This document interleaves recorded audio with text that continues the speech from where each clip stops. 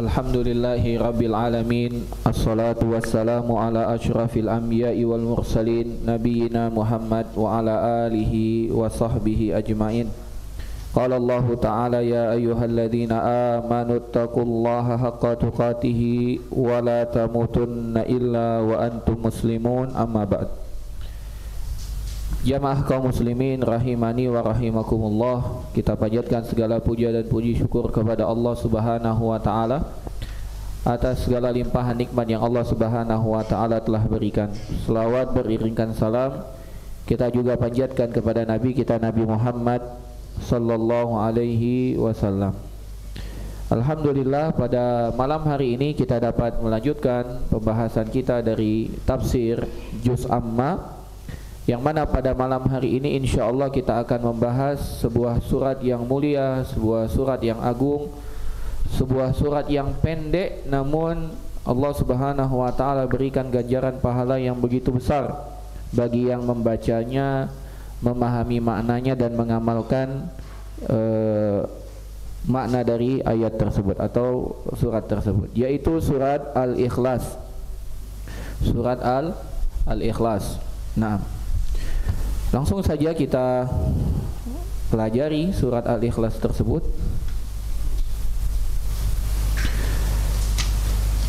Kita baca bersama dulu jamaah sekalian, bapak-bapak. Kok kayak ini ya? Apa? Kurang kencang.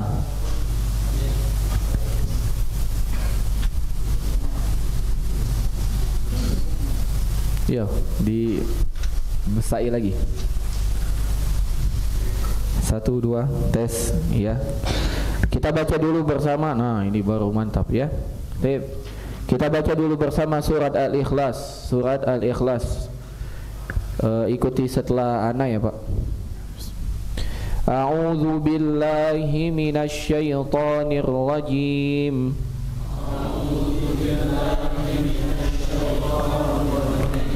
Bismillahirrahmanirrahim. Qul huwallahu ahad. Qul huwallahu ahad. Allahus samad. Lam yalid wa lam yulad. Wa lam yakul lahu kufuwan ahad. Nah, bismillahirrahmanirrahim. Dengan menyebut nama Allah yang maha pengasih lagi maha penyayang, pengasih untuk semua makhluknya, penyayang khusus orang yang beriman. Qul huwallahu ahad. Qul, katakan wahai Muhammad, huwa, dia, Allah adalah Allah, ahad, yang maha esa. Yang maha esa.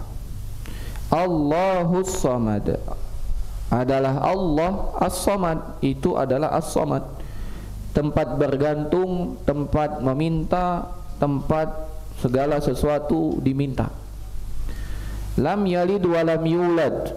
Allah tersebut lam yalid, tidak beranak, wa lam yulad, dan tidak diperanakan. Lam yalid, Allah itu tidak lahir dari seseorang, wa lam yulad, dan juga tidak melahirkan, tidak beranak dan tidak diperanakkan. Wa lam yakul lahu kufuwan ahad, dan tidak ada sesuatu pun yang setara sebanding dengan Allah Subhanahu wa taala.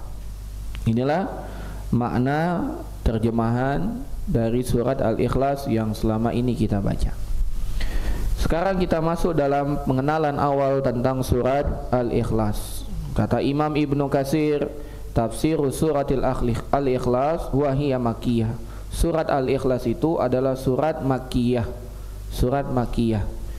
Surat yang turun sebelum hijrah, dan dari kebiasaan atau dari sifat surat-surat yang turun Makkiyah, yang turun di Mekah adalah surat-surat tersebut ya sebelum hijrah, surat-surat tersebut memuat tentang akidah, memuat tentang kekuatan akidah, tentang tauhid, ya, juga memuat tentang janji-janji surga, juga tentang ancaman-ancaman neraka. Itu yang berbau kalau ayat-ayat itu turun sebelum hijrah. Berbeda dengan ayat-ayat yang turun setelah hijrah, ayat-ayat madaniyah, maka berisi tentang hukum-hukum, hukum puasa, hukum salat, hukum haji, hukum zakat, hukum jihad. Itu semua turun setelah hijrah, yaitu ayat-ayat madaniyah. Maka ayat-ayat makkiyah ini berisi tentang tauhid, tentang penguatan kokoh akidah. Ya, demikian dengan surga, dengan neraka. Itu salah satu sifat dari surat-surat yang turun ya sebelum hijrah, atau apa namanya, ya sebelum hijrah, surat-surat makkiyah. Baik, jamaah sekalian rahimani wa rahimakumullah. Sekarang mari kita lihat ke keutamaan surat Al-Ikhlas ini. Dalam keutamaan surat Al-Ikhlas ini banyak sekali hadis yang menunjukkan akan apa namanya keutamaan surat Al-Ikhlas, ya. Di sini dikumpulkan oleh Ustadz Firanda dalam kitabnya Tafsir Juz Amma. Beliau membawakan sebuah hadis, ya, yang menunjukkan bahwasanya Al-Ikhlas itu sebanding dan setara dengan sepertiga Al-Quran. Sebanding dan setara dengan sepertiga Al-Quran. Beliau membawakan hadis dari sahabat Abu Sa'id Al-Khudri. Dari Abu Sa'id Al-Khudri, anna rajulan sami'a rajulan yaqra'u qul huwallahu ahad. Dari Abu Sa'id Al-Khudri bahwasanya ada seorang laki-laki dari kalangan sahabat tentunya mendengar laki-laki yang lain membaca qul huwallahu ahad. Yuraddiduha, dan dia ulang-ulangi terus Al-Ikhlas itu. Qul huwallahu ahad, Allahus samad, lam yalid wa lam yulad wa lam yakul lahu kufuwan ahad. Kemudian dia baca lagi, Qul huwallahu ahad, Allahus samad, lam yalid wa lam yulad wa lam yakul lahu kufuwan ahad. Diulangi terus, ya. Falamma asbaha, maka ketika pagi esok harinya, jaa ila Rasulillah sallallahu alaihi wasallam, dia pun datang menemui Rasul sallallahu alaihi wasallam. Fa dzakara dzalika, maka dia menceritakan yang dia lihat.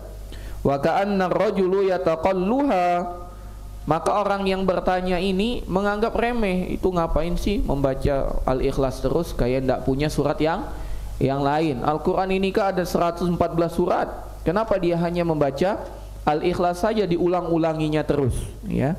Maka dia menganggap hal ini remeh sehingga bertanya kepada Nabi. Faqala Rasulullah sallallahu alaihi wasallam, maka melihat orang tersebut bertanya, ya Rasulullah, aku melihat ada orang yang membaca Al-Ikhlas, dia ulangi saja, ya. Seakan-akan dia statementnya itu menganggap surat Al-Ikhlas ini remeh. Kok dia tidak baca yang lain? Kayak tidak punya surat yang lain saja yang dibaca. Ya, kalau bahasa kitanya begitu. Maka mendengar itu Rasul sallallahu alaihi wasallam pun bersabda, walladzi nafsi biyadi, demi zat yang jiwaku ada di tangannya, innaha la ta'dilu sulusal Quran, sungguh surat Al-Ikhlas tersebut setara, sebanding dengan sepertiga Al-Quran. Luar biasa, sepertiga Al-Quran, sulus Al-Quran. Demikian juga yang disampaikan oleh Abu Sa'id Al-Khudri, ya, dalam riwayatnya yang lain. Kata Abu Sa'id Al-Khudri, an Abi Sa'id Al-Khudri radhiyallahu anhu qala, kata beliau, ya, dia berkata, qala Nabi sallallahu alaihi wasallam, telah bersabda Rasulullah sallallahu alaihi wasallam li ashabihi, kepada sahabat-sahabatnya. Rasul bertanya, ayajizu ahadukum ayyaqra sulusal Quran, apakah salah seorang dari kalian itu tidak sanggup untuk membaca sepertiga Al-Quran setiap malam? Ayajizu, apakah lemah, ahadukum, salah seorang dari kalian tidak mampu, an yaqra sulusal Quran, untuk membaca sepertiga Al-Quran fi lailatin, pada satu malam? Rasul bertanya, kenapa kalian tidak membaca sepertiga Al-Quran setiap malam? Fasyaqqa dzalika alaihim, maka para sahabat pun saling melihat satu dengan lain. Emang ada yang bisa membaca sepertiga Al-Quran? Al-Quran itu berapa juz, Pak? 30 juz. Sepertiganya berapa? 10 juz. Siapa yang mampu baca 10 juz sekali duduk malam-malam? Maka fasyaqqa dzalika, yani inda sahabah fasyaqqa dzalika alaihi. Ini para sahabat paling tengok, emang siapa yang mampu baca sepertiga? Faqalu, maka mereka pun akhirnya bertanya, ayyuna yutiku dzalika ya Rasulullah. Memang ada di antara kami yang mampu melakukan itu ya Rasulullah.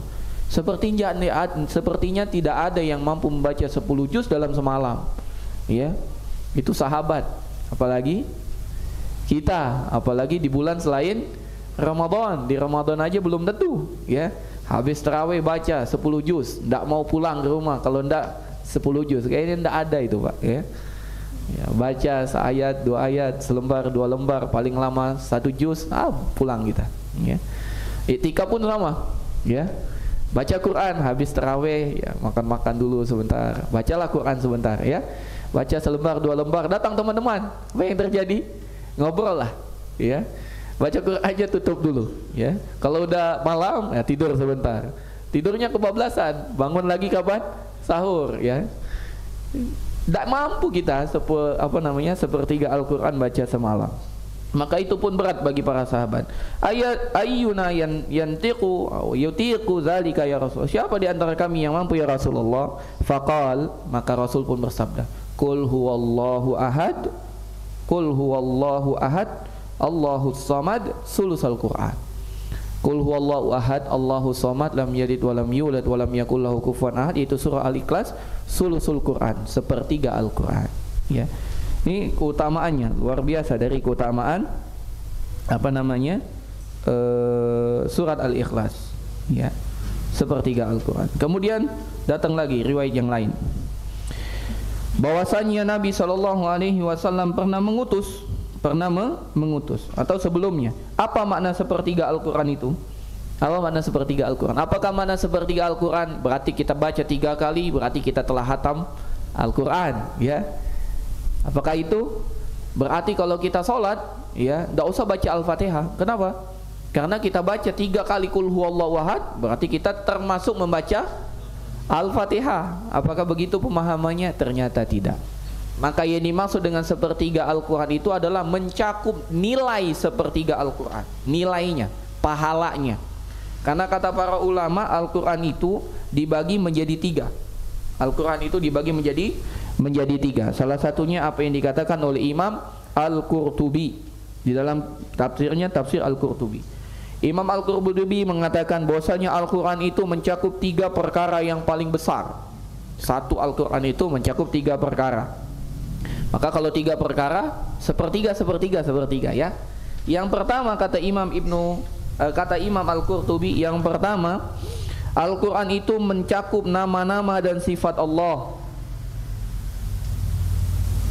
ya. Nama-nama dan sifat Allah, dan itu terkandung di dalam surat Al-Ikhlas. Nama-nama dan sifat Allah itu terkandung dalam surat Al-Ikhlas. Yang kedua, Al-Quran itu mengandung tentang hukum-hukum. Yang kedua, Al-Quran itu mengandung tentang hukum-hukum. Yang ketiga, Al-Quran itu mengandung tentang, ya, janji-janji dan ancaman, janji surga dan ancaman neraka. Maka barang siapa yang membaca Al-Ikhlas, maka dia telah mencakup nama-nama dan sifat Allah. Maka seakan-akan dia telah membaca sepertiga Al-Quran. Sepertiga Al-Quran. Yang pertama nama-nama dan sifat Allah, yang kedua hukum-hukum, yang ketiga janji dan ancaman, janji surga dan ancaman neraka.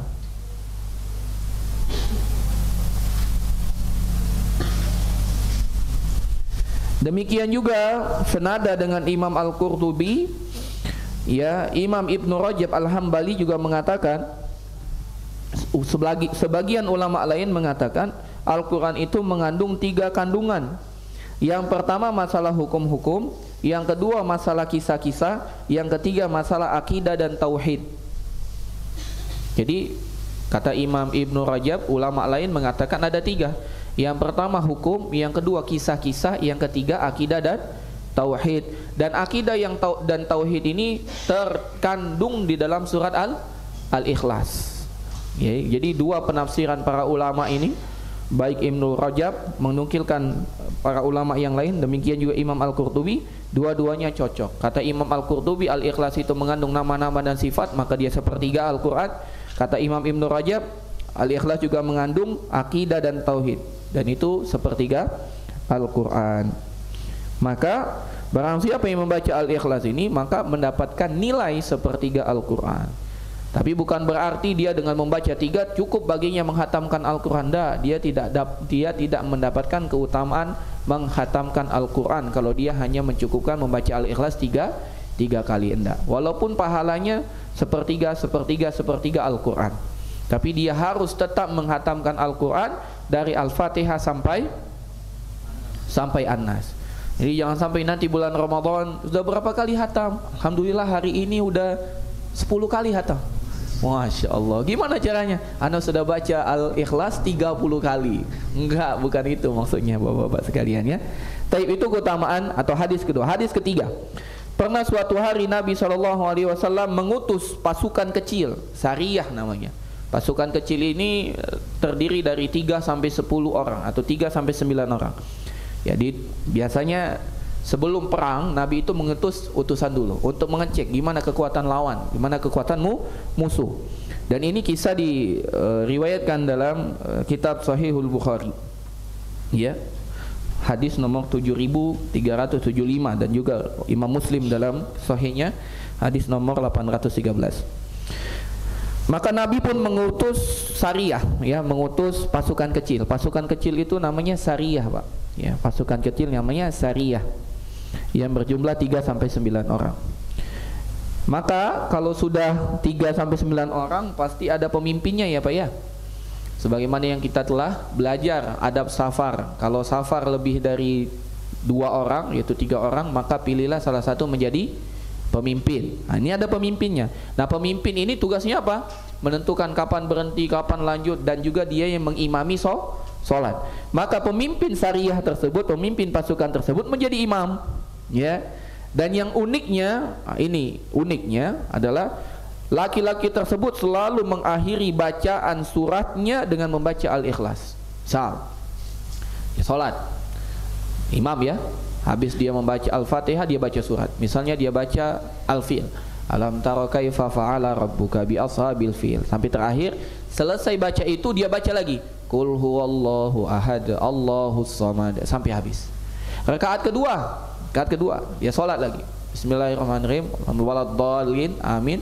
Kemudian dia baca lagi, misalnya Al-Quraisy, liila fi Quraisy. Selesai, dia baca lagi Al-Ikhlas. Ini uniknya Pak ya.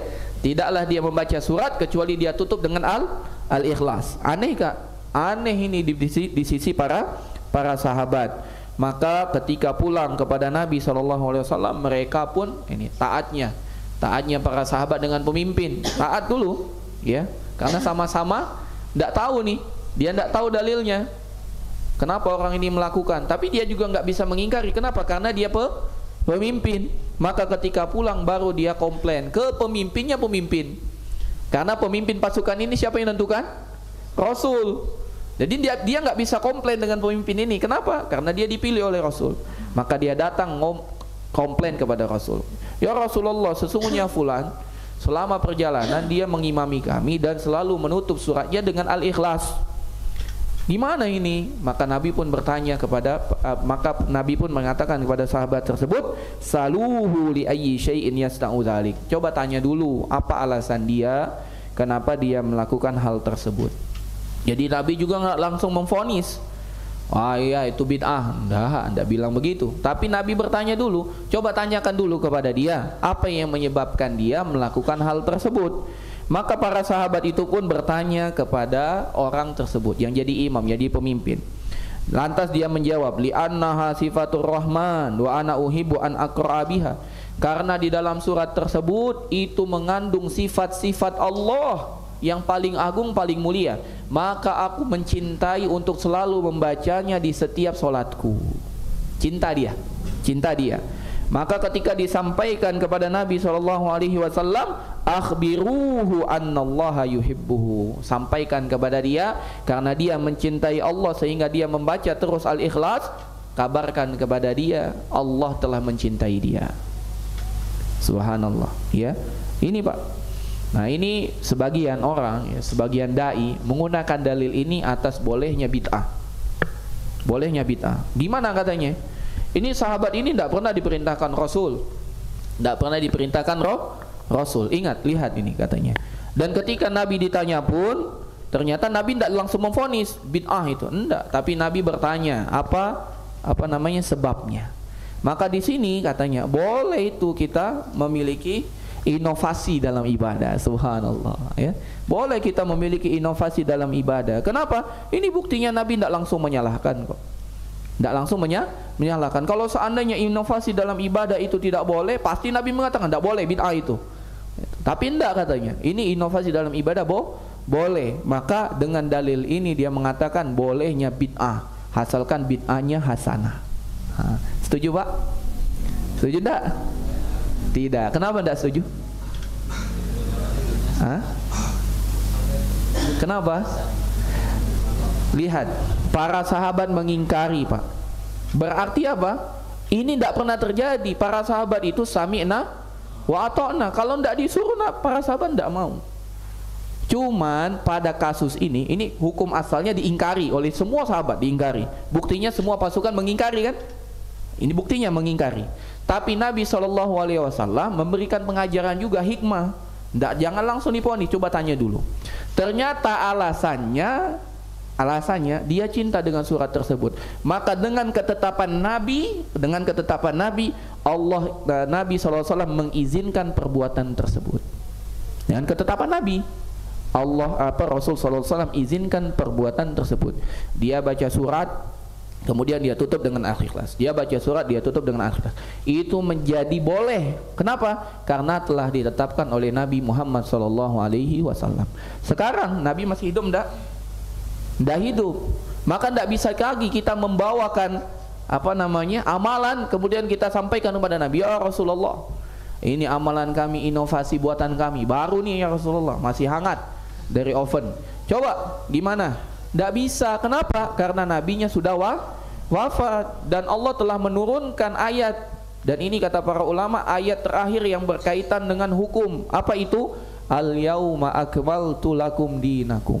Pada hari ini telah aku sempurnakan bagi kalian agama kalian. Namanya sempurna, tidak bisa ditambah, tidak bisa dikurangi. Maka dalil ini tidak bisa dikatakan sebagai dalil bolehnya inovasi dalam ibadah. Tidak bisa. Boleh inovasi asal nabinya masih hidup, sehingga apa yang kita buat kita bisa ajukan ke Nabi. Ya Rasulullah, boleh enggak? Kata Nabi boleh, lakukan. Kalau kata Nabi enggak boleh, maka enggak boleh kita lakukan. Ini bukti, tidak semua yang diajukan oleh para sahabat itu diaminkan oleh Nabi. Tidak semua Pak. Contoh, dahulu di awal-awal wajibnya sholat, para sahabat bingung gimana lah cara ngasih tahu orang masuk waktu sholat. Maka sebagian sahabat mengusulkan, ya Rasulullah, bagaimana kalau kita tabuh lonceng? Ya. Kata Nabi SAW, enggak, itu ibadah orang lain, itu tanda atau ciri ibadah yang lain. Ya Rasulullah, gimana kalau kita tabuk beduk? Ya. Kata Nabi, enggak suka. Jangan begitu, itu ibadah agama yang lain. Maka terdiam semua. Gimana dong? Ya, bingung. Maka besok paginya tiba-tiba ada seorang sahabat bergegas menemui Nabi. Ya Rasulullah, ya kenapa? Tadi malam aku bermimpi. Dalam mimpiku bahwasanya ada kalimat yang diucapkan untuk mengingatkan orang sholat. Kata Nabi SAW, coba bacakan apa yang kau dengar dalam mimpi. Maka azan, Allahu Akbar, Allahu Akbar. Maka kata Rasulullah SAW, ini kita gunakan ini. Ya. Jadi usulan tersebut tidak langsung diterima, ya, tapi tidak langsung diamalkan, tapi harus diajukan dulu kepada Nabi SAW. Ketika Nabi oke, maka itu menjadi hukumnya tetap, ya, menjadi sunnah Nabi Muhammad SAW. Sedangkan yang lain tertolak, tidak bisa. Nah, yang jadi permasalahan zaman kita sekarang, nabinya sudah wafat, tidak bisa lagi kita mengajukan hal tersebut, ya. Kalau itu sudah tidak ada lagi disampaikan, tidak bisa lagi. Dan kias dalam ibadah tidak bisa. Kias dalam ibadah tidak bisa.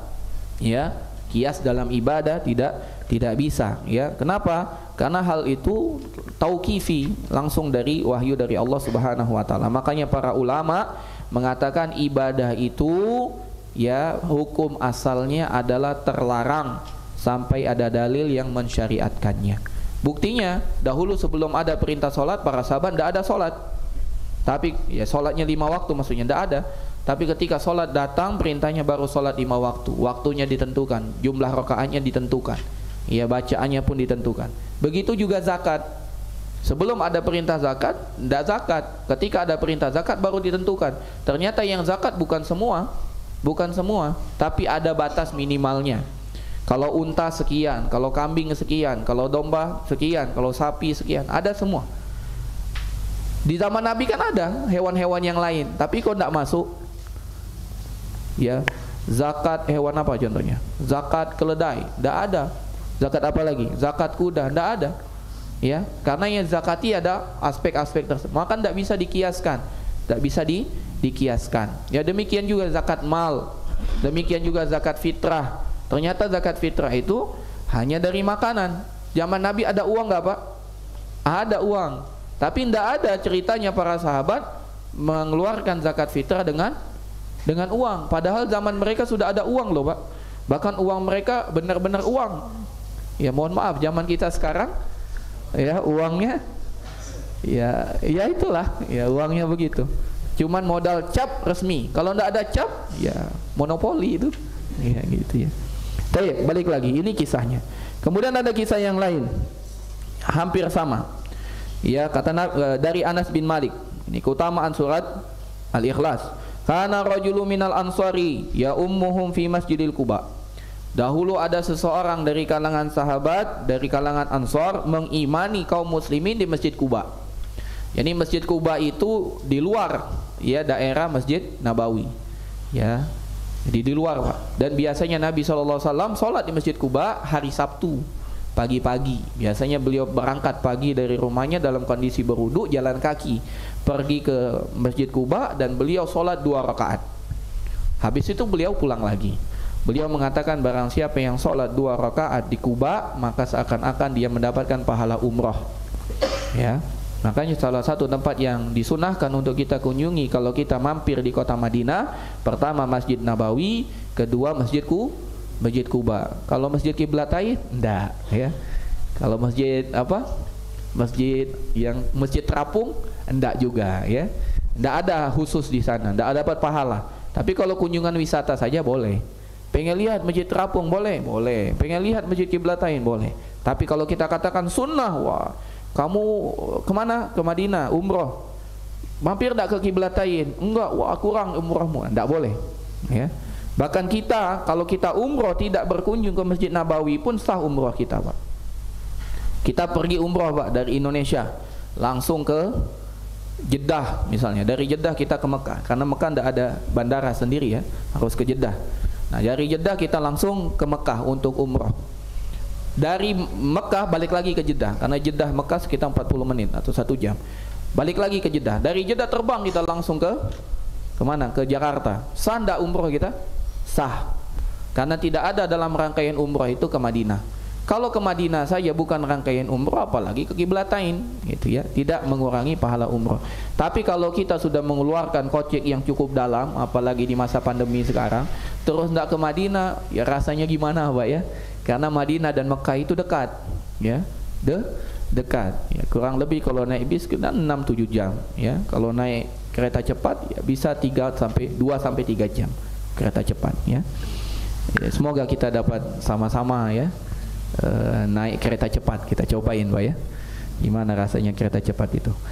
Kata Nabi sallallahu kata Anas bin Malik, ada yang mengimami di Masjid Quba. Wa kana kullama iftataha suratan yaqra'u biha lahum fi sholati mimma yaqra'u bihi iftataha qul huwallahu ahad.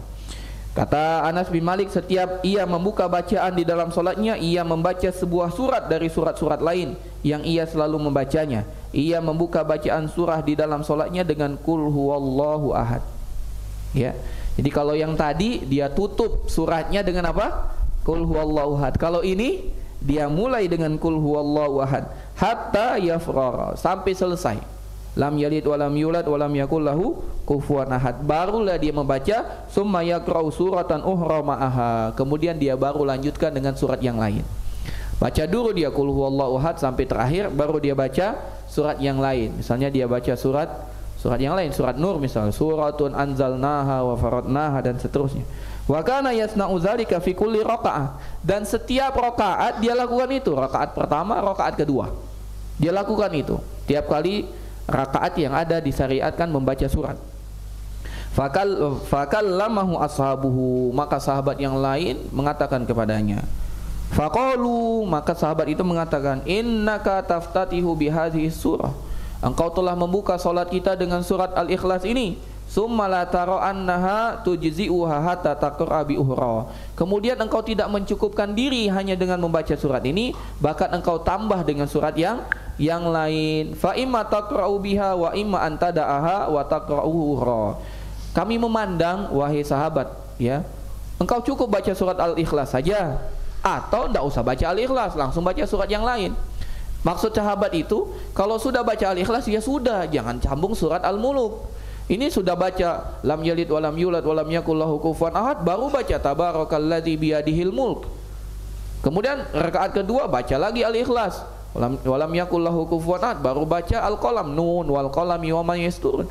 Kata sahabat, ya pilih saja mau yang mana, mau Al-Qalam apa Al-Ikhlas. Kalau Al-Ikhlas ya Al-Ikhlas saja, kalau Al-Qalam ya Al-Qalam saja, jangan dua-dua seperti itu. Ya, maka apa kata dia? Faqal ma ana bitarikiha, aku tidak mau ninggalkan. Aku tidak mau mengingatkan.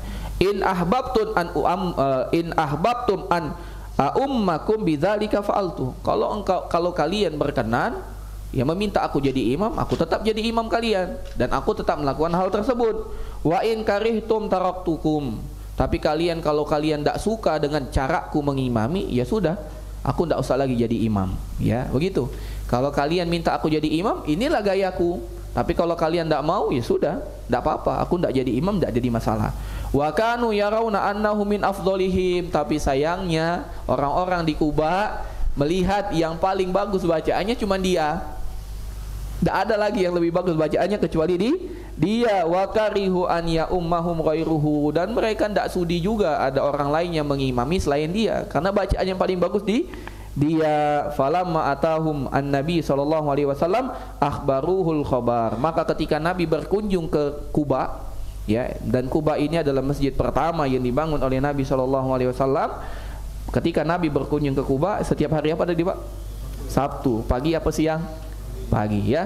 Maka ketika Nabi sallallahu alaihi wasallam berkunjung ke Kuba, mereka pun mengabari Nabi sallallahu alaihi wasallam. Faqal, maka mereka mengatakan, maka Nabi sallallahu alaihi wasallam mengatakan, ya fulan, wahai saudara, ya, ma yamna'uka an taf'ala ma ya'muruka bihi ashabuk. Kenapa engkau enggan ketika teman-temanmu yang lain meminta engkau melakukan hal tersebut? Apa kata teman-temannya? Baca Al-Ikhlas saja atau baca surat yang lain. Tapi engkau mengatakan, enggak, aku tetap mau seperti itu. Apa yang menyebabkanmu melakukan hal itu? Subhanallah. Ini pimpinan umat, Pak, tapi tidak diktator. Nanya, kenapa kamu lakukan hal tersebut? Kenapa? Nah, kita ini siapa? Kenapa kita diktator dengan istri kita?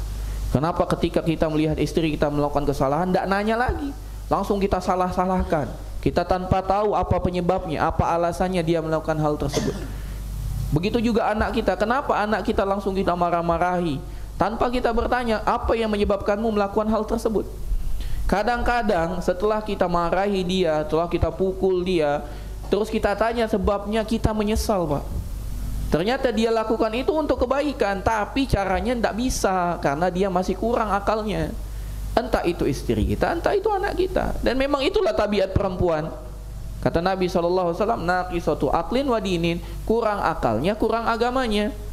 Kata para wanita, maksudnya apa ya Rasulullah? Kok kami kurang akal, kurang agama? Kata Nabi SAW, bukankah persaksian kalian setengah dari persaksian laki-laki? Laki-laki 2 orang cukup jadi saksi. Tapi kalau perempuan harus 1 laki-laki, 2 perempuan. Berarti persaksian laki-laki 2 kali lipat persaksian perempuan. Setengah bagi perempuan setengah persatian laki-laki. Itulah kurang akal, kata Nabi SAW. Yang kedua, kata Nabi SAW, bukankah kalian kalau haid tidak sholat dan tidak ada qada sholat bagi orang yang haid, maka itulah kurang agama kalian. Ya, maka ya memang itulah tabiat perempuan. Kalau dia melakukan kesalahan, coba tanya, jangan-jangan dia pengen membahagiakan kita, cuman caranya salah. Begitu juga anak-anak, karena mereka belum sempurna akalnya. Pengen dia membahagiakan kita, tapi caranya salah. Ternyata caranya tidak kita senangi, maka jangan langsung dimarahi, Pak. Tanya, ini Nabi. Nabi bertanya dengan sahabat itu, "Ma yahmiluka ala hadza?" Kenapa engkau tidak melakukan hal yang diminta oleh teman-temanmu? "Wa ma yahmiluka ala luzumi hadhihi surah fi kulli rakaat?" Dan apa juga gerangan yang menyebabkan kamu selalu membaca Al-Ikhlas pada setiap rakaat? Maka dia berkata, "Inni uhibbuha ya Rasulullah, aku mencintainya, mencintai surat itu karena di dalamnya terdapat sifat-sifat Allah Subhanahu wa taala." Faqal, maka Nabi mengatakan, "Hubbuka iyyaka adkhalakal jannah." Cintamu kepada surat itu menjadikan kamu masuk surga. Cintamu dengan surat itu menjadikan kamu masuk surga Allah Subhanahu wa taala. Ya, ini beberapa keutamaan dari surat Al-Ikhlas. Kita bacakan lagi, Pak. Ada keutamaannya ya. Sempatlah insyaallah sedikit lagi. Diriwayatkan dari Imam Ahmad Ibn Hanbal, beliau mengatakan ya dalam hadisnya, mana tadi? Nah,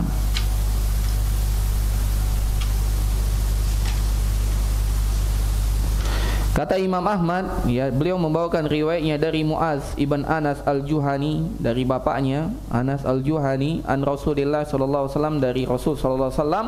Rasul bersabda, "Man qara'a qul huwallahu ahad hatta yakhtimaha asyara marratin banallahu lahu qasran fil jannah." Barang siapa yang membaca Al-Ikhlas 10 kali, maka Allah akan bangunkan baginya istana di surga. Akan bangunkan apa? Istana di surga. Dalam riwayat yang lain ya dari Sa'id ibn Musayyib, ini seorang tabi'in, dia mengatakan, "Inna nabiyallahi," ini mursal ya. Ini dari tabi'in meriwayatkan langsung dari Nabi. Ada yang putus, siapa? Sahabat. Ini hadisnya hadis mursal. Tapi maknanya seperti tadi hadis yang di atas. Apa kata Sa'id bin Musayyib? Sesungguhnya Nabi SAW pernah bersabda, "Man qara'a qul huwallahu ahad asyara marratin banallahu lahu qasran fil jannah." Barang siapa yang membaca 10 kali surat Al-Ikhlas, maka Allah akan bangunkan istana di surga. Barang siapa yang membacanya 20 kali, maka Allah bangunkan 2 istana di surga. Barang siapa yang membacanya 30 kali, maka Allah akan bangunkan 3 istana di surga. Maka berkata Umar ibn al-Khattab mendengar sabda Nabi ini, "Idza nuksir kusuruna." Kalau begitu kami, ya, kita perbanyak aja istana kita di surga. Alangkah banyaknya istana kita di surga. Gimana kita mau nempatinya, ya? Maka kata Nabi SAW, "Allahu awsa' min dzalika." Allah maha luas dari hal tersebut. Jadi jangan berpikir nanti Allah berat, banyak sekali menyediakan kita istana-istana di surga. Maka kata Nabi SAW, Allah awsa' min dzalika. Allah lebih luas daripada hal tersebut, ya. Mudah bagi Allah menjadikan istana-istana di surga. Dalam riwayat yang lain kata Nabi SAW, "Allahu aktsar wa atyab." Allah maha lebih banyak dan lebih baik lagi, lebih sempurna lagi. Ini salah satu keutamaan surat Al-Ikhlas. Nah, ya, ini beberapa keutamaan dari surat Al-Ikhlas. Baik, sekarang kita masuk ke tafsirnya. Nah, kita masuk ke tafsirnya. Jamaah kaum muslimin rahimani wa rahimakumullah. Kita masuk ke ayat yang pertama, ya. Allah Subhanahu wa taala berfirman, "Qul huwallahu ahad." Katakanlah bahwasanya Allah adalah Dia yang Maha Esa. Esa di sini dalam segala sifat-sifat Allah, dalam segala ya ketauhidan kepada Allah. Kita tahu bahwasanya tauhid kepada Allah ada 3. Ya, mengesakan Allah dalam rububiyah, mengesakan Allah dalam uluhiyah, dan mengesakan Allah dalam asma wa sifat. Dalam rububiyah, dalam perbuatan-perbuatan Allah, kita harus meyakini bahwasanya Allah satu-satunya pencipta alam semesta ini. Tidak ada yang lain, tidak ada yang lain. Ya, bahkan Allah Subhanahu wa taala meniadakan makhluk-makhluk yang dapat menciptakan. Tidak ada yang mampu menciptakan. Dalam surat Fatir ayat 13 Allah Subhanahu wa taala berfirman, "Walladzina tad'una min dunihi la yamlikuna min qitmir." Kata Allah Subhanahu wa taala, dan orang-orang yang kalian seru selain Allah, mereka tiada mempunyai apa-apa walaupun setipis kulit ari. Tidak punya apa-apa. Mereka tidak bisa menciptakan apa-apa. Ya. Demikian juga di dalam surat Al-Ahqaf Allah Subhanahu wa taala mengatakan, "Aruni madza khalaqu minal ardi am lahum syirkun fis samawat. Ituni bi kitabim min qabli hadza." Ya, kata Allah Subhanahu wa taala, datangkan apa yang telah diciptakan oleh sekutu-sekutumu itu yang kau jadikan tandingan kepadaku. Apa yang mereka perbuat, apa yang mereka ciptakan? Tidak ada, mereka tidak bisa menciptakan apa-apa. Tidak dapat menciptakan apa-apa. Ya. Bahkan dalam surat Al-Hajj Allah menantang, ya, orang-orang tersebut yang mengatakan ada Tuhan selain Allah yang mereka sembah, Allah tantang. Coba ciptakan satu makhluk. Ya, kata Allah Subhanahu wa taala, "Ya ayyuhan nasu duriba matsalun fastami'ulah." Wahai manusia, Allah telah memberikan permisalan, coba perhatikan dengan seksama. "Innalladzina tad'una min dunillahi la yakhluqu dzubaba walau ijtama'ulah." Kata Allah Subhanahu wa taala, sesungguhnya orang-orang yang kalian seru, ya, selain Allah Subhanahu wa taala, mereka tidak akan pernah mampu untuk menciptakan lalat walaupun semua sesembahan-sesembahan itu berkumpul. Bahkan kalian berkumpul pun tidak akan mampu. Ya. Bahkan kalau mereka, ya, wa iyaslub lahum zubabun syai'an, kalau seandainya yang pertama mereka tidak akan mampu menciptakan lalat. Baik. Sekarang lalat tidak usah diciptakan. Tantangan kedua dari Allah Subhanahu wa taala. Sekarang lalat itu ngambil sesuatu dari mereka. Bisa nggak mereka mengembalikan apa yang telah lalat ambil? Tidak bisa juga. Lalat kan datang ke makanan kita. Bisa nggak kita mengembalikan apa yang telah lalat ambil ke makanan kita? Bisa enggak? Tidak mampu juga. Lalat kan hinggap di makanan kita. Dia kan ngambil kan? Ya, kalau kita punya bolu kita kan diambil sama dia. Sekarang tangkap lalat itu, kembalikan lagi yang dia ambil ke makanan kita. Bisa? Tidak bisa juga. Maka Allah mengatakan dalam akhir ayat, "Dha'ufat talib wal matlub." Yang diminta ataupun yang meminta sama-sama lemah. Lalatnya lemah, yang meminta juga lemah. Lalat itu ciptaan Allah lemah. Yang diminta oleh Allah Subhanahu wa taala untuk mereka menciptakan lalat juga lemah. Jadi sama-sama lemah.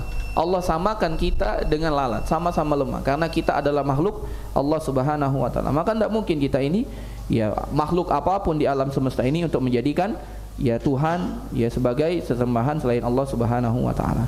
Kita dengarkan azan terlebih dahulu. Wassallallahu ala nabiyina Muhammad wa ala alihi washabihi ajmain. Alhamdulillahirabbil alamin, assalatu wassalamu ala asyrafil anbiya'i wal mursalin nabiyina Muhammad wa ala alihi washabbihi ajmain. Jadi qul huwallahu ahad, katakanlah Allah Subhanahu wa taala Maha Esa itu dalam segala, ya, sifat-sifat Allah, baik rububiyah, uluhiyah ataupun asma wa sifat. Dan ketika kita meyakini bahwasanya rububiyah hanya Allah Subhanahu wa taala, maka menjadi kewajiban untuk kita beribadah hanya kepada Allah, dan itulah uluhiyah. Dan ketika kita beribadah hanya kepada Allah Subhanahu wa taala, kita yakini bahwasanya yang kita ibadahi memiliki sifat-sifat yang sempurna dan nama-nama yang indah, ya. Nah, maka dikatakan di sini, kata Imam Ibnu Katsir, ya, salah satu sebab turunnya ayat ini atau sababun nuzul, sebab nuzulnya ayat ini, ya, sebagaimana dikatakan oleh Ikrimah, ya, Ikrimah ini adalah seorang sahabat, waqala Ikrimah, dan salah satu muridnya Ibnu Abbas yang ngambil ilmu dari Ibnu Abbas. Qala Ikrimah, berkata Ikrimah, lamma qalat Yahud, ketika Yahudi mengatakan kami beribadah kepada Uzair. Uzair itu adalah anaknya Allah. Kemudian Nasrani mengatakan kalau kami beribadah kepada Isa bin Maryam, dia itu adalah Isa, ya, kepada Isa Al-Masih, dia itu adalah anaknya Allah. Kemudian orang-orang Majusi juga mengatakan kami beribadah kepada matahari dan bulan. Maka orang musyrikin pun mengatakan kami beribadah kepada berhala-berhala, dan kami meyakini bahwasannya malaikat-malaikat itu adalah anak perempuannya Allah. Maka Allah Subhanahu wa taala mengurunkan kepada Rasulnya ayat ini, Qul huwallahu ahad. Katakanlah Allah itu satu, tidak punya tandingan. Bukan Uzair, bukan Al-Masih, bukan matahari, bukan bulan, bukan juga malaikat, ya, bukan juga patung-patung. Yakni huwal wahid al-ahad. Allah itu Maha Esa, tidak ada tandingan bagi Dia. Inilah diturunkan oleh Allah Subhanahu wa taala ayat ini sebagai jawaban dari perkataan orang-orang kafir dan musyrikin yang mengatakan ada Tuhan selain Allah Subhanahu wa taala. Maka kita harus yakini bahwasanya hanya Allah satu-satunya yang menjadi Tuhan, ya, sesembahan kita. Dalam sebuah hadis yang lain, Nabi SAW bersabda, "Wa man azlamu mimman dhahaba yakhluqu kal halqi." Siapakah yang lebih zalim daripada orang yang meyakini dapat menciptakan dan hendak menciptakan seperti ciptaanku, ya? Fal yakhluqu dzurratan aw yakhluqu habbatan aw syairatan. Hendaklah mereka menciptakan semut, ya, atau hendaklah mereka menciptakan biji atau gandum. Pasti mereka tidak mampu. Kalau tidak mampu menciptakan, berarti mereka bukan Tuhan. Maka para ulama yang lain mengatakan al-ikhlas ini merupakan, ya, syarat ya orang atau sesuatu itu dapat disebut sebagai Tuhan. Surat Al-Ikhlas ini, 4 ayat ini menjadi syarat, ya, sesuatu itu dijadikan Tuhan, ya. 4 ayat ini. Yang pertama, dia harus esa. Yang kedua, dia harus as-somad, tempat bergantung. Dia tidak boleh membutuhkan orang yang butuh dengan dia. Yang ketiga, tidak beranak, tidak diperanakkan. Jadi tidak boleh nikah, tidak boleh punya anak, dan dia juga tidak boleh lahir dari seseorang. Yang keempat, tidak ada yang semisal dengan dia, tidak ada tandingan bagi dia. Kalau tidak terpenuhi 4 syarat ini, maka dia bukan Tuhan. Maka setelah kita teliti, maka tidak ada yang berhak disebut sebagai Rabb, sebagai Tuhan, kecuali Allah Subhanahu wa ta'ala. Maka kita lanjut ke ayat yang kedua. Allah berfirman, Allahus Samad. As-Samad ada 4 maknanya, dijelaskan oleh para ulama tafsir. Yang pertama, makna as-samad adalah al-mustaghni an kulli ahad wal muhtaju ilaihi kullu ahad. Yang dimaksud as-samad adalah yang tidak membutuhkan kepada segala sesuatu, bahkan segala sesuatu membutuhkannya. Itu as-samad. Makna pertama, tidak membutuhkan kepada segala sesuatu, bahkan segala sesuatu yang membutuhkannya. Ini makna pertama. Dan ini yang disampaikan oleh sahabat Abu Hurairah. Yang kedua, maknanya adalah apa yang dimaksud dengan as-samad? Maka ini masuk ke dalam makna bahasa. As-samad artinya allazi laisa bi ajwaf wala yakul wala yashrab. Yang dimaksud dengan as-samad itu adalah sesuatu yang tidak punya rongga, tidak makan dan tidak minum. Tidak punya rongga, tidak makan dan tidak minum. Itu makna as-samad. Jadi dalam makna ini kita tahu bahasanya Allah tidak makan dan tidak minum. Berbeda dengan kita. Karena Allah Subhanahu wa taala Al-Khaliq. Yang ketiga maknanya adalah makna as-samad yang sempurna dalam segala sifat-sifat yang mulia, yang sempurna. Ya, sebagaimana yang dijelaskan oleh Ibnu Abbas, yang sempurna dalam segala sifat mulia. Dan yang terakhir makna as-samad adalah alladzi yaf'alu ma yasha'u wa yahkumu ma yurid. Yang dimaksud as-samad adalah yang melakukan apa yang ia kehendaki dan menetapkan apa yang dia ingini.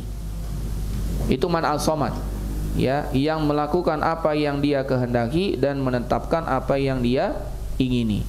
Itu makna as-samad. Dan 4 tafsiran ini semuanya benar. Karena Allah Subhanahu wa taala 4-4-nya ini menggambarkan tentang Allah Subhanahu wa taala. Maka ini adalah bukan pertentangan, tapi menguatkan satu yang dengan yang lain. Yang ketiga, ayat yang ketiga, lam yalid walam yulad. Tidak beranak dan tidak pula diperanakkan. Lam yalid walam yulad, ya. Dan ayat ini merupakan bantahan kepada orang Nasrani yang mengatakan bahwasanya Allah mempunyai anak laki-laki namanya Isa. Di bantahan, tidak ada, Allah tidak beranak, tidak diperanakkan. Demikian juga bantahan untuk orang Yahudi yang mengatakan Allah punya anak laki-laki namanya Uzair. Dan ini juga bantahan kepada orang-orang musyrik Quraisy yang mengatakan Allah memiliki anak perempuan. Siapa? Para malaikat. Bahkan dalam banyak ayat Allah Subhanahu wa taala menghina atau merendahkan, bahkan memberikan pertanyaan yang menghinakan orang-orang musyrik. Orang-orang musyrik itu tidak mau punya anak perempuan, Pak. Wa idza busyira ahaduhum bil unsa zalla wajhuhu muzwadda wa huwa kazib.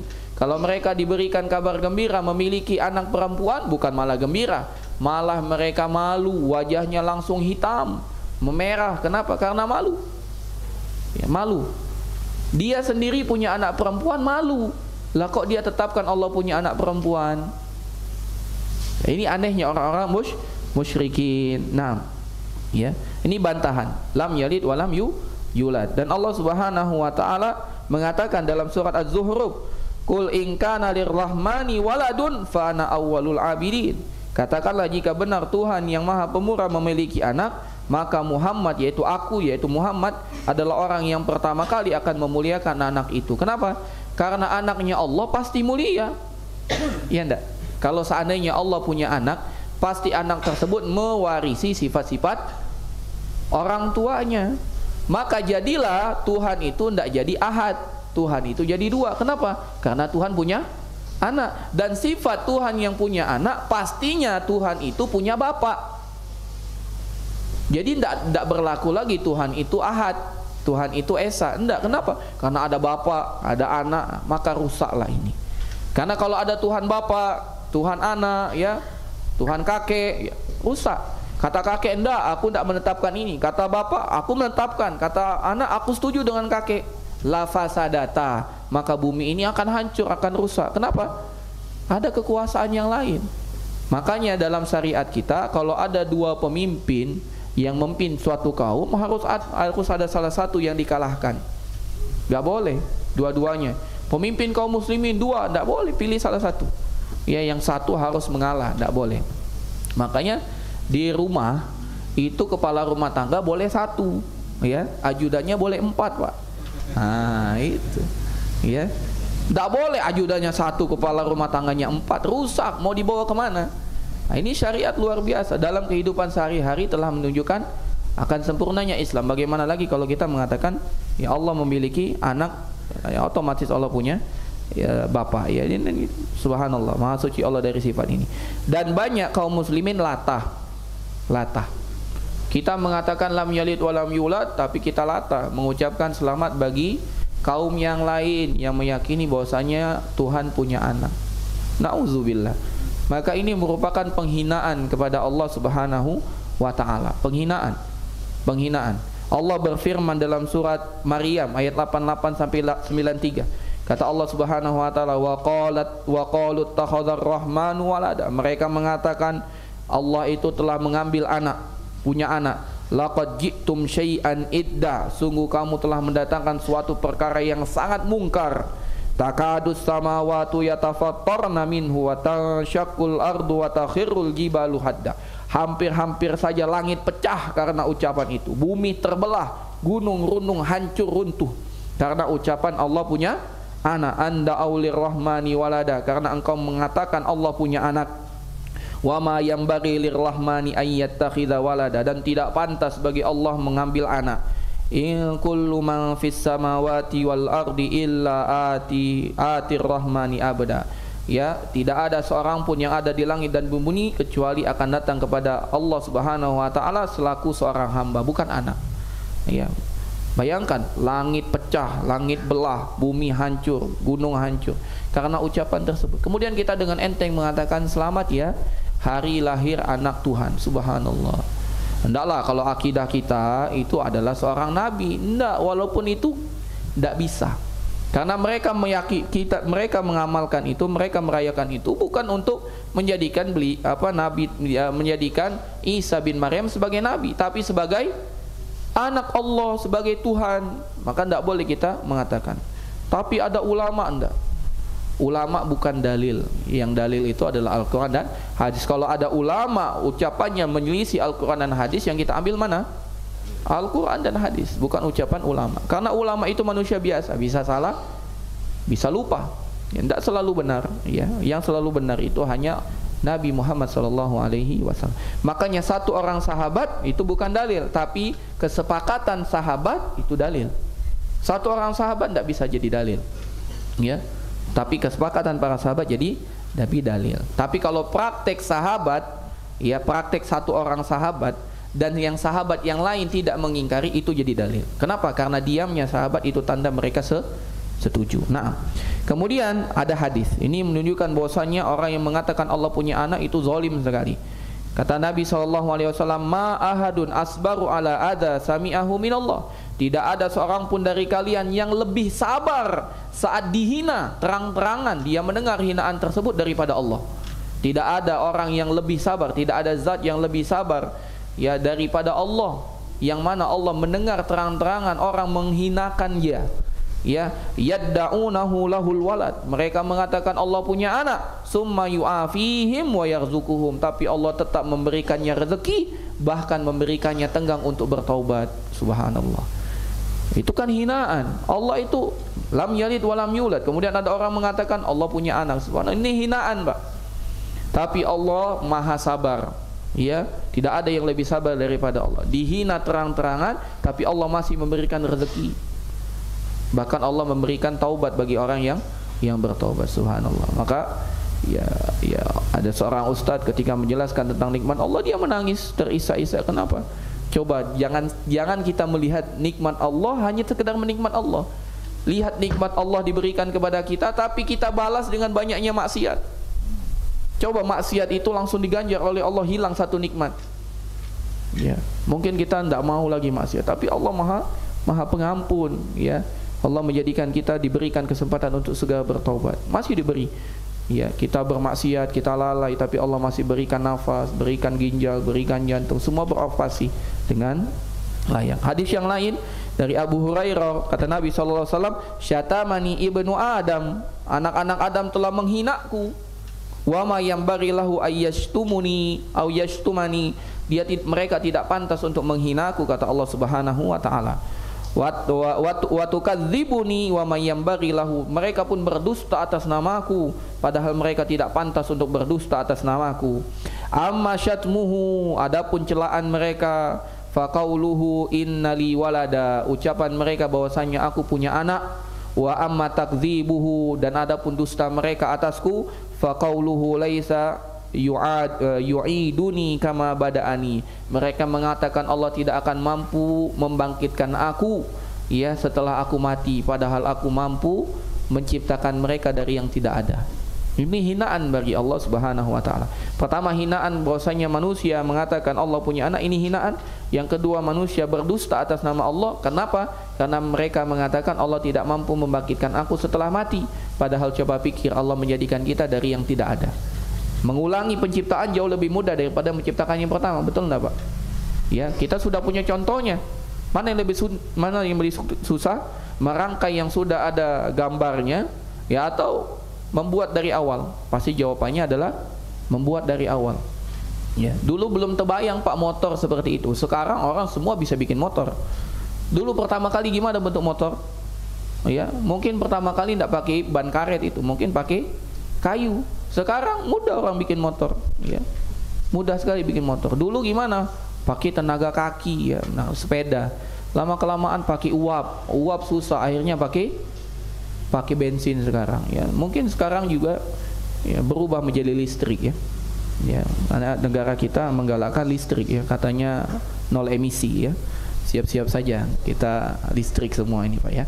Taib, yang terakhir walam yakul lahu kufuwan ahad. Dan ini merupakan dalil bahwasanya Allah Subhanahu wa taala tidak setara dengan makhluk-makhluknya. Yang dimaksud dengan tidak sebanding dengan makhluk-makhluknya adalah pada hakikatnya, Pak, bukan pada nama. Bukan pada nama, pada hakikat, bukan pada nama. Kebanyakan orang meniadakan nama. Kalau dia meniadakan nama, berarti dia meniadakan atau mendustai firman Allah. Contoh, Allah Subhanahu wa taala berfirman bahwasanya Allah memiliki wajah. Wa yabqa wajhu rabbika dzul jalali wal ikram, dan tetaplah abadilah wajah Allah Subhanahu wa taala yang maha mulia. Maka dikatakan Allah tidak punya wajah. Loh, mau kita apakan ini ayat? Allah mengatakan Allah punya wajah. Enggak, kita maknai yang lain. Wajah itu artinya zat Allah. Loh, Allah pilih wajah kok. Siapa yang lebih tahu dengan Allah? Antum atau Allah? Tentu jawabannya Allah. Allah bisa nggak merubah kalimat itu menjadi zat? Wa yabqa zatullah. Bisa enggak? Bisa. Tapi kenapa Allah pilih wajah? Itu menunjukkan bahwasanya Allah memang pingin wajah. Nah, cuman ketika kita menetapkan wajah bagi Allah, jangan pikirkan wajah Allah sama dengan wajah kita. Inilah yang kita gunakan, walam yakul lahu kufuwan ahad. Tidak ada yang sebanding dengan Allah. Contoh yang lain, Allah berbicara, makhluk berbicara. Jangan katakan Allah tidak berbicara. Kenapa? Kalau Allah berbicara berarti sama dengan makhluk. Bukan begitu. Ya, Allah berbicara, namun bicaranya Allah tidak sama dengan bicaranya makhluk. Contoh yang lain paling dasar, zat. Allah itu ada enggak sih? Ada atau hanya sifat? Yakin enggak, Pak? Allah itu ada zatnya atau hanya sifat? Ada zatnya kan? Ada ya? Manusia ini ada zatnya atau hanya sifat? Ada zatnya. Berarti Allah sama dengan makhluk, dengan zat, dengan makhluk ini. Kita katakan tidak. Semua orang pasti mengatakan tidak. Zat Allah berbeda zat makhluk. Nah, lantas kenapa kalian membedakan sifat-sifat Allah? Allah zatnya berbeda dengan makhluk, tapi wajah Allah tidak ada wajah Allah. Kenapa? Ya karena makhluk punya wajah, Allah tidak boleh ada wajah. Loh, zatnya sama.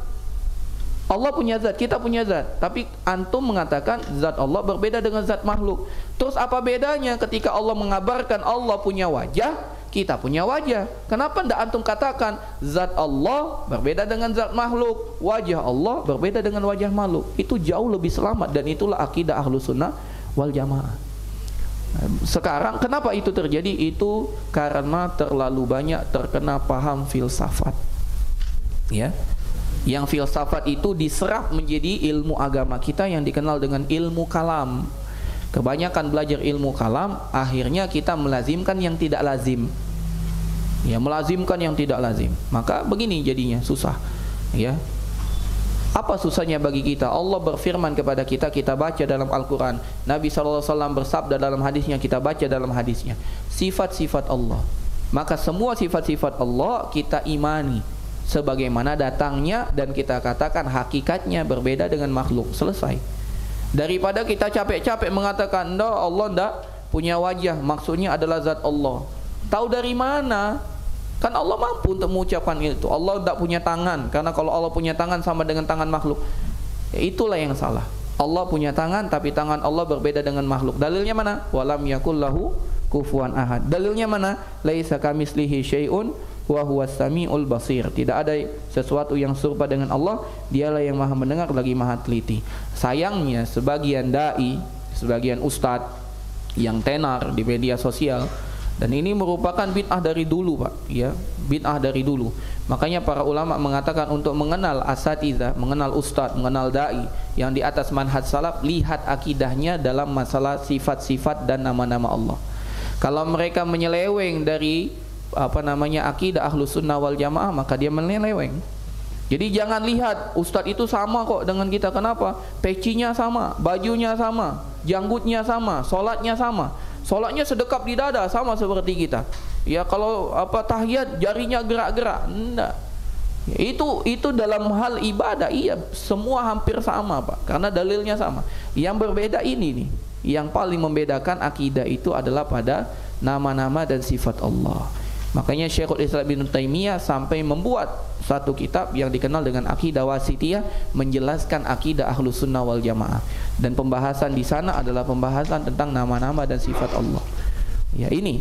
Jadi jangan terkecoh Ustadz fulan ya, penampilannya, janggutnya, celana cingkrangnya, jangan tertipu. Ya, lihat bagaimana pembahasan dia tentang nama-nama dan sifat Allah. Kalau dia takwil, kalau dia berubah maknanya, maka dia bukan akidah Ahlus Sunnah wal Jamaah. Ustadz ini memecah belah umat. Kenapa? Itu tadi, berarti dia bukan Ahlus Sunnah. Wallahi, kita tidak memecah belah umat. Bahkan kita sesuai dengan apa yang Allah firmankan, wa'tasimu bihablillahi jami'an wala tafarraqu. Berpegang teguhlah dengan tali agama Allah, jangan berpecah belah.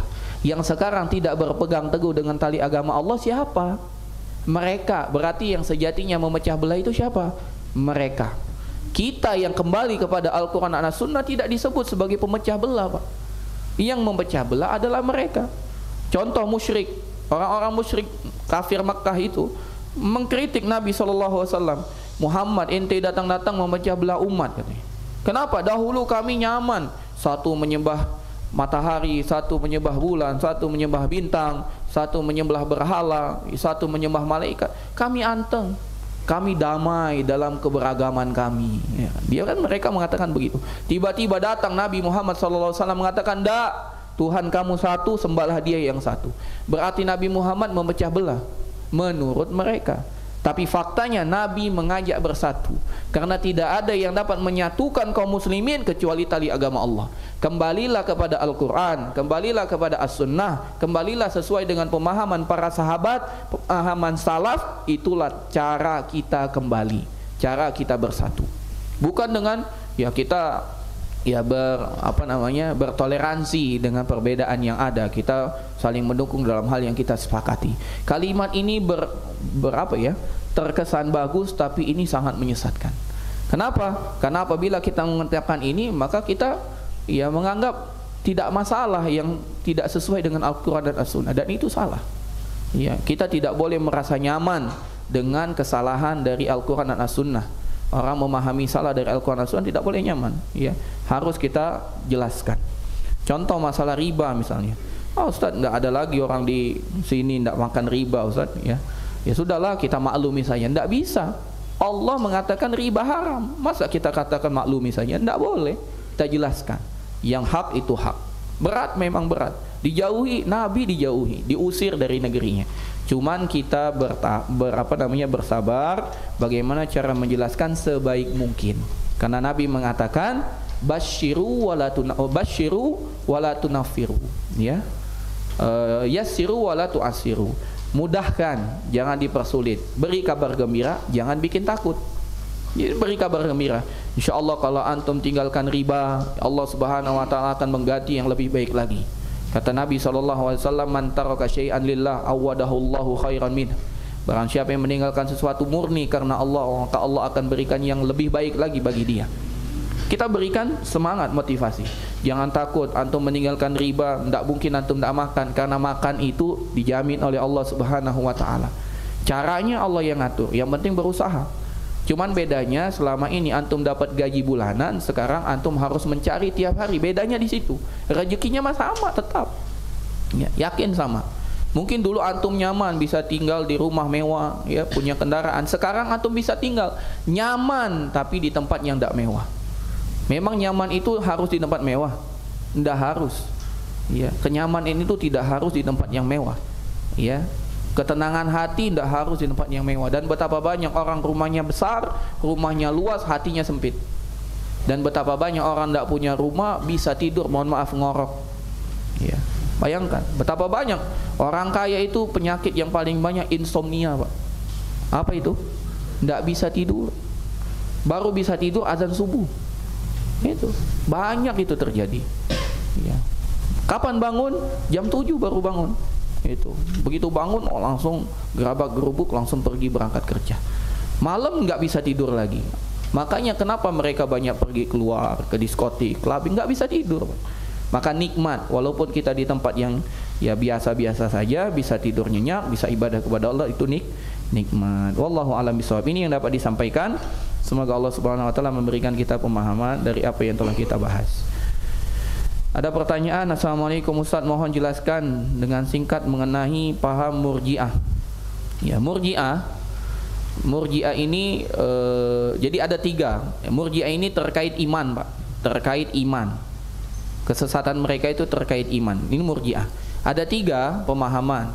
Yang pertama adalah ekstrim kanan. Ekstrim kanan, yaitu yang mengatakan ini orang-orang Khawarij dan Mu'tazilah. Barang siapa yang melakukan dosa besar, maka keimanannya hilang. Dia kafir, halal darahnya, hartanya dan kehormatannya. Ini siapa? Khawarij dan Khawarij dan Mu'tazilah. Adapun Murji'ah di ekstrim kiri, mereka mengatakan tidak mengapa kalian bermaksiat, karena iman itu tetap. Amalan tidak mempengaruhi iman. Kalau iman kamu telah tetap, walaupun kamu berzina, kamu tetap beriman. Kamu tetap apa? Tinggi keimanannya. Jadi zina itu tidak jadi masalah. Gitu. Kenapa? Karena amalan keluar dari iman. Adapun Khawarij dan Murji'ah mengatakan iman itu sesuatu yang satu. Kalau hilang satu, hilang semua. Maka yang pertengahan adalah Ahlus Sunnah wal Jamaah. Siapa? Ya kita insyaallah yang sedang kita pelajari. Apa kata Ahlus Sunnah wal Jamaah? Amal itu adalah bagian dari iman. Barang siapa yang taat kepada Allah, imannya akan naik. Barang siapa yang bermaksiat, maka imannya akan berkurang. Dan pelaku dosa besar, selagi dosa besar itu bukan yang mengeluarkan seseorang dari daerah keislaman. Apa contohnya? Yang dosa besar mengeluarkan dari keislaman. Pertama murtad, kedua syirik, ketiga menghalalkan yang Allah haramkan, mengharamkan apa yang Allah halalkan. Itu mengeluarkan, ya. Silakan bisa dibaca di dalam kitab Nawaqidul Islam, 10 pembatal keislaman. Itu bisa dibaca. Nah, kalau dilakukan 10 hal itu, maka kita ya keluar dari keislaman. Kalau keluar dari keislaman, kita tidak akan pernah diampuni oleh Allah. Namun kalau dosa besar, berzina, ya, kemudian durhaka dengan orang tua, kemudian apalagi mencuri, itu dosa-dosa besar. Berbohong, itu dosa-dosa besar. Walaupun dosanya dosa besar dan diancam oleh Allah Subhanahu wa taala dengan neraka, tapi pelakunya tidak kekal di dalam neraka. Pelakunya masih dalam nama Islam. Kalau orang yang mencuri kemudian dia meninggal, tetap disolatkan, tetap di kuburan kaum mukminin. Berbeda dengan Khawarij yang mengatakan kalau orang telah mencuri kafir, ya tidak boleh dimakamkan di kuburan kaum muslimin. Di dunia dia kafir, tidak boleh mewarisi, tidak boleh diwarisi, di akhirat kekal di dalam neraka selama-lamanya. Kalau Ahlus Sunnah tidak. Ahlus Sunnah dia tetap muslim, tapi pelaku dosa besar. Dia diancam oleh Allah Subhanahu wa taala dengan neraka. Tapi itu masih di bawah kehendak Allah. Kalau Allah ingin, Allah ampuni. Kalau Allah ingin, Allah azab dengan keadilannya. Berbeda lagi dengan Murji'ah. Mau zina, mau apa, tetap masuk surga. Kalau tetap keimanannya, tetap. Kalau dia sedang mengucapkan la ilaha illallah, amal tidak berarti lagi. Yang penting dia ucapkan dengan lisan, dia yakini dengan hati, amalan tidak termasuk. Itu Murji'ah. Ya, itu Murji'ah. Itu akidatul irja. Irja itu mengeluarkan amalan dari iman. Wallahu a'lam bishawab. Itu secara singkat. Ustaz, tolong bantu doanya buat kaki anak yang lagi sakit yang berumur 84 tahun. Semoga Allah Subhanahu wa taala memberikan kesembuhan. Asallallahu azim rabbal arsyil azim ayyasfiyahu. Aku memohon kepada Allah yang memiliki arsy yang maha agung untuk menyembuhkannya. La ba'sa tahurun insyaallah. Ya, insyaallah sebagai penyembuh, ya, sakit itu sebagai penggugur dosa. Kata Nabi SAW, tidaklah orang tertimpa musibah atau penyakit kecuali dosanya bergugur-guguran, ya, sampai-sampai ketika dia terpleset itu menjadi penggugur dosanya, sampai-sampai dia tersusuk duri sekalipun itu sebagai penggugur dosanya, sehingga dia berjumpa dengan Allah Subhanahu wa taala tidak ada dosa sama sekali. Maka hendaklah yang sakit bersabar. Nah, kalau usia sudah 84 tahun, mohon didampingi. Kalau sudah datang sakaratul mautnya, maka jangan lupa ditalkinkan. Barang siapa yang akhir hidupnya dengan la ilaha illallah masuk surga, maka kita dampingi, ya, jangan jauh-jauh. Kalau bisa didampingi terus, ya, didampingi. Kalau sudah datang sakaratul mautnya, kita talkinkan. Ini yang dapat disampaikan.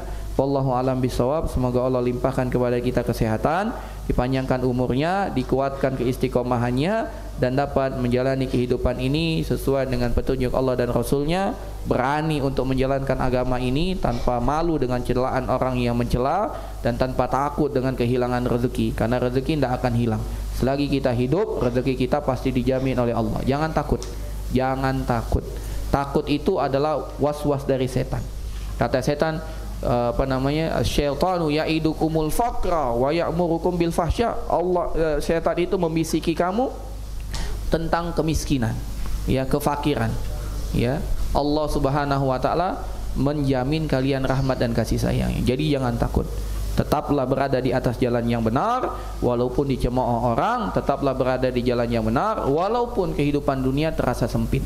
Sesempit-sempitnya hidup di dunia, masih juga bisa tertawa, masih juga bisa tersenyum, masih juga bisa tidur nyenyak. Sesempit-sempitnya, Pak. Ya, maka jangan pernah kita tertipu.